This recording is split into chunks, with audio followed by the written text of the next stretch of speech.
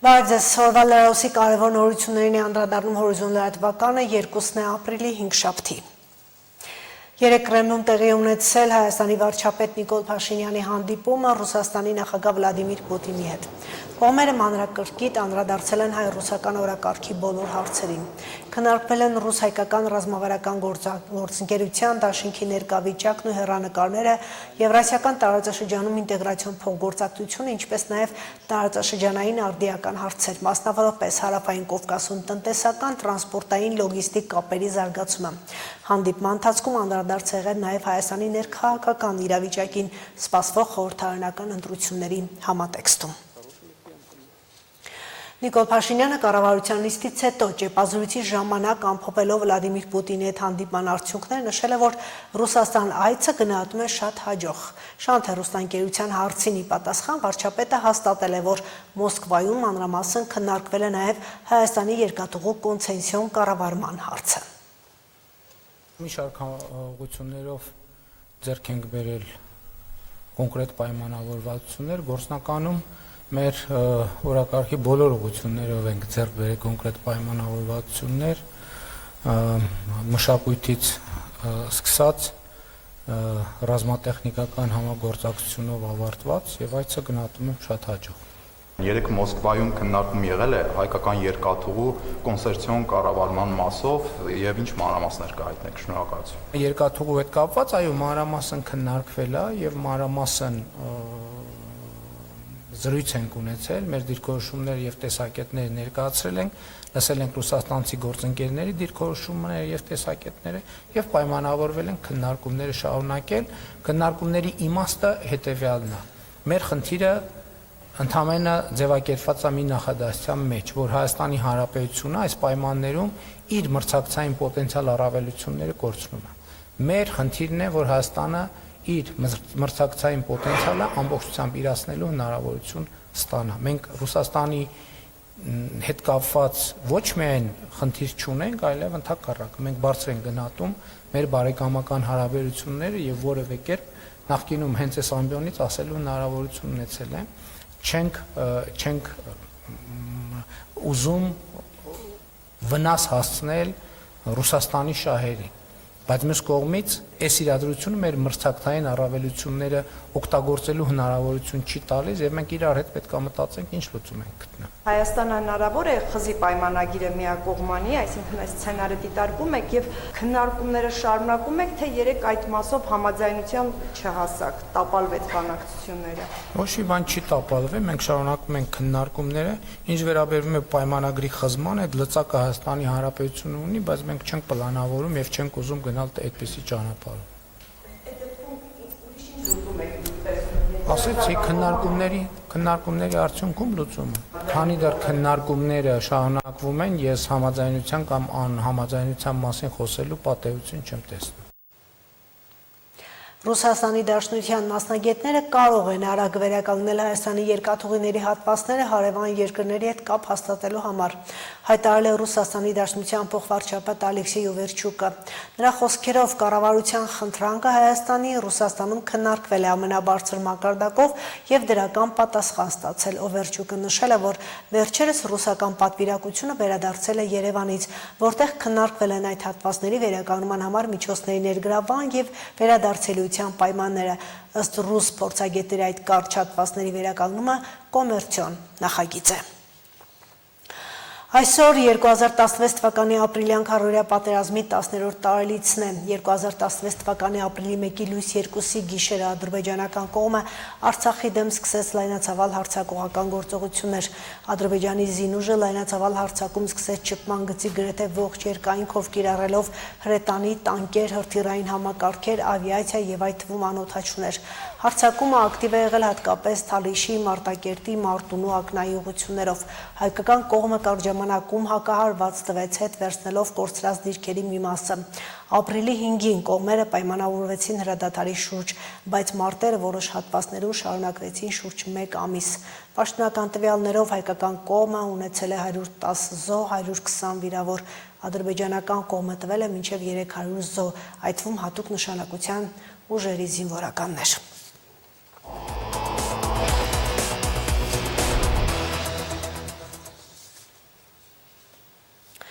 Շարունակվում են Իրանի դեմ Միացյալ Նահանգների և Իսրայելի ռազմական գործողությունները։ Միացյալ Նահանգների նախագահ Դոնալդ Թրամփը հերթական հեռուստատեսային ուղերձ է եղել, կրկնելով այն միտքը, որ մարտերը մոտ են ավարտին և ևս մեկ անգամ սպառնացել է Թեհրանին չափազանց ուժեղ հարվածով։ Թրամփն իր 19-րոպեանոց ուղերձում ասել է, որ ԱՄՆ զինված ուժերը գրեթե ավարտել է իր առաքելությունն Իրանի հետ պատերազմում և որ հակամարտությունը շուտով կավարտվի։ Նա նաև նշել է, որ Ամերիկայի Միացյալ Նահանգները Հորմուզի նեղուցի կարիքը չունի և դրանով պետք է զբաղվեն նրանք, ովքեր այն օգտագործում են նավթի տեղափոխման համար։ Թրամփը միաժամանակ սպառնացել է ոչնչացնել Իրանի բոլոր առաջնորդներին։ Մենք առաջիկա 2-3 շաբաթվա ընթացքում նոր հզորագույն հարվածներ կհասցնենք Իրանին։ Մենք իրանական վարչակարգին կքշենք քարեդար, որտեղ եւ նրա տեղն է։ Միացյալ Նահանգները միաժամանակ կոչնչացնի Իրանի բոլոր առաջնորդներին եւ առանց բացառության բոլոր առանցքային քաղաքական գործիչներին, եթե Թեհրանը գործարքի չգնա Վաշինգտոնի հետ։ Թեհրանը կշարունակի պատերազմը մերձավոր արևելքում այնքան ժամանակ, քանի դեռ Ամերիկայի Միացյալ Նահանգները և Իսրայելը չեն հանձնվել։ Այսպիսի հայտարարություն էլ արել է Թեհրանի զինված ուժերի միացյալ հրամանատարության ներկայացուցիչ Էբրահիմ Զոլֆաքարը ԱՄՆ նախագահ Դոնալդ Թրամփի ելույթից հետո, որում նա հայտնում էր, որ Վաշինգտոնը մի քանի շաբաթվա ընթացքում չափազանց ուժեղ հարված կհասցնի Իրանին։ Վերջինս պնդել է, որ Ամերիկայի Միացյալ Նահանգների և Իսրայելի կողմից Իրանի ռազմական ներուժի գնահատականները վերագնահատված են եղել և հայտնել է, որ Իրանն ակտիվացնում է իր ռազմական գործողությունները իր հակառակորդների համար նախապատրաստելով ավելի ջախջախիչ, մասշտաբային և կործանարար հարձակումներ։ Թրամփի ելույթից ընդամենը 15 րոպե անց Իսրայելի պաշտպանության բանակը հայտարարել է Իրանից Իսրայելի ուղղությամբ արձակված հրթիռների մասին։ Իսկ Արաբական Միացյալ Էմիրությունները առավոտյան փորձել է չեզոքացնել Իրանի կողմից իրականացված հրթիռների և անօդաչու սարքերի հերթական գրոհը։ Երկրի պաշտպանության նախարարությունը հայտնել է, որ իրականացվում են հրթիռների վնասազերծման գործողություններ։ Ի դեպ, իր ելույթում Թրամփը շնորհակալություն է հայտնել Արաբական Միացյալ Էմիրություններին և Պարսից ծոցի մյուս դաշնակիցներին, որոնք հայտնվել են Իրանի հարվածների տակ։ Իր ուղերձում Թրամփն ուղղակիորեն չի քննարկել ՆԱՏՕ-ի թեման, չնայած որ Սպիտակ տան ղեկավարը չի թաքցնում, որ վիրավորված է ՆԱՏՕ-ի անդամ երկրների դիրքորոշումից և օրերս հայտարարել էր ԱՄՆ-ի ՆԱՏՕ-ի կազմից հավանական դուրս գալու մասին։ Իսրայելը և Պարսից ծոցի երկրները, այդ թվում Սաուդյան Արաբիան, կոչ են արել Թրամփին շարունակել պատերազմն Իրանի հետ, հայտնում է BBC-ն։ Երեկ ԱՄՆ կենտրոնական հրամանատարությունը հայտարարել է, որ մեկամսյա պատերազմի ընթացքում խոցվել է ավելի քան 12300 իրանական թիրախ։ ԱՄՆ պետքարտուղար Էնթոնի Բլինքենի նախկին ավագ խորհրդականը BBC-ին ասել է, որ կարծում է, որ ԱՄՆ ըսարանը Թրամփի ելույթից հետո հավանաբար ավելի շփոթված կլինի Իրանի հետ պատերազմի հարցում։ Միացյալ Նահանգների նախագահի «եկեք նրանց հետ տանենք քարիդար» խոսքերը սուր քննադատության են արժանացել որոշ օրենսդիրների կողմից։ Դեմոկրատ Յասամին Անսարին, ով ներկայացնում է Արիզոնան, ասել է՝ սարսափելի է, սխալ չար։ Նա խոսում է 90 միլիոնանոց երկրի մասին։ Իսկ ԱՄՆ պաշտպանության նախարար Փիթ Հեքսեթը Թրամփի ելույթից հետո X սոցիալական ցանցում գրել է՝ «Վերադարձ դեպի քարիդար»։ Ալլա Ալաչյան, Հորիզոն։ ՆԱՍԱ-ն իրականացրել է Արտեմիս 2 մարդատար լուսնային առաքելության մեկնարկը։ Օրիոն տիեզերանավը 4 տիեզերագնացներով ուղևորվել է դեպի լուսին։ Օրիոն տիեզերանավը արձակվել է Ֆլորիդայում գտնվող Քենեդիի տիեզերական կենտրոնի 39A հարձակման հարթակից SLC հրթիռի միջոցով։ Հանձնակազմում ընդգրկված են Ռիդ Ուեզմանը, Ջերեմի Հանսենը, Քրիստինա Կոխը և Վիկտոր Գլովերը։ Գլովերը դարձել է առաջին աֆրոամերիկացին, իսկ Կոխը առաջին կինը, ով մասնակցում է մարդատար լուսնային առաքելությանը։ Առաքելության տևողությունը նախատեսված է շուրջ 10 օր։ Տիեզերագնացները պետք է պտտվեն լուսնի շուրջ և վերադառնան երկիր։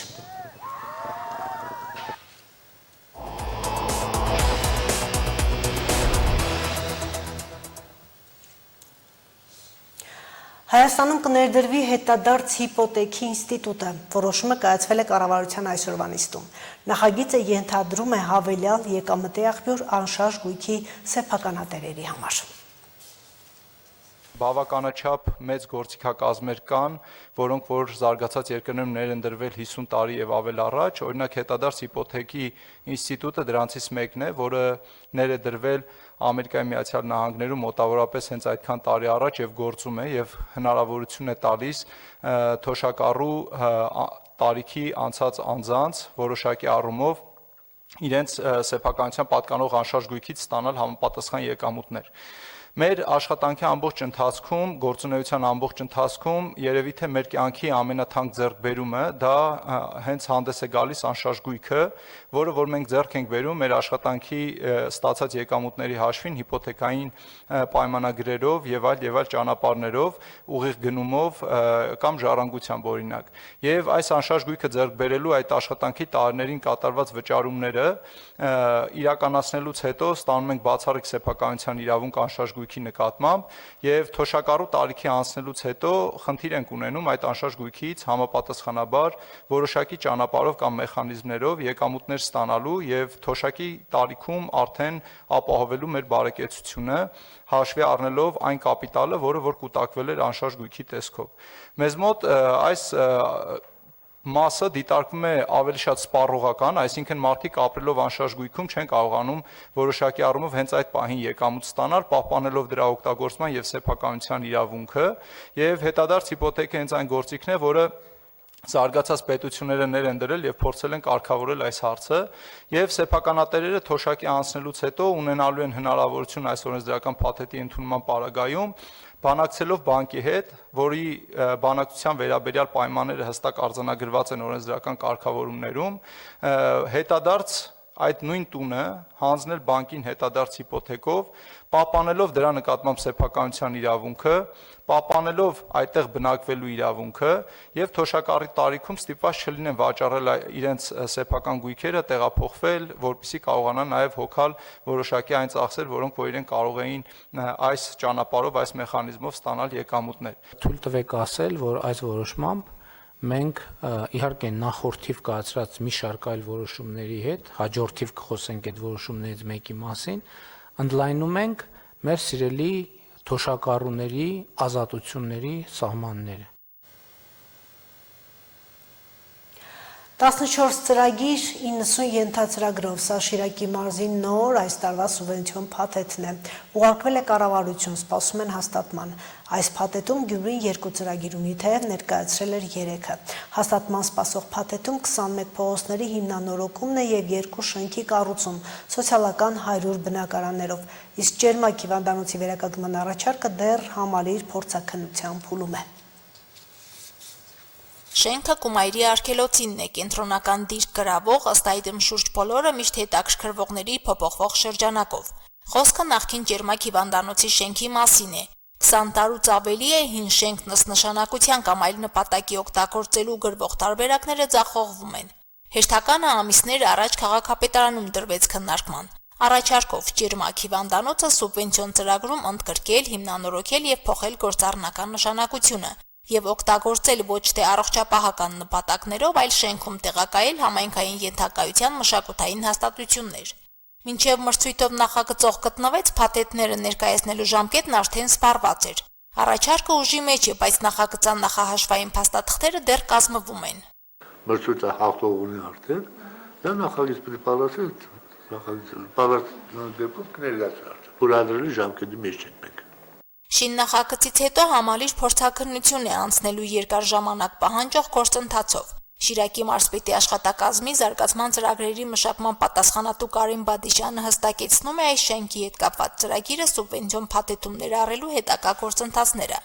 Երբ քաղաքապետարանը նախագիծն ունենա, մարզպետարանն այն կուղարկի միջկերատեսչական հանձնաժողով։ Ուսումնասիրելուց հետո, եթե հանձնաժողովը ծրագիրը հրատապ ու առաջնահերթ կհամարի, հաստատման հավանականությունը կշահի։ Համալիր փորձաքննությունը ուրբան համակարգով պետք է բոլոր գերատեսչությունները իրենց դրական դիրքորոշումները հայտնեն։